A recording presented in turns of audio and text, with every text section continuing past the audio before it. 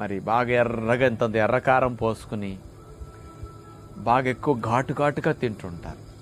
మరి తాతల నుంచి వాళ్ళకి పిల్లలకి అట్లాంటి అలవాటు వచ్చిందనుకోండి, వాళ్ళు అలా తిని వాళ్ళ పిల్లలకి అట్లాగే పెడుతుంటారు.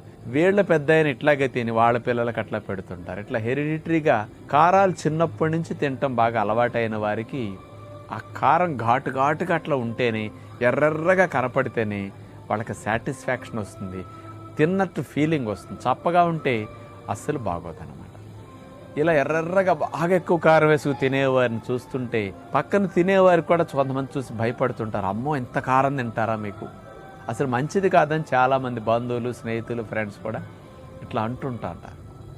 కానీ మరి కారాలు తింటే రోగాలు వస్తాయి, కారాలు తింటే చాలా ప్రమాదం అని ఇట్లా అనే విషయంలో సత్యం ఎంత ఉంది? మరి ఇది యథార్థమా కాదా? కారాలు తినటం వల్ల రోగాలు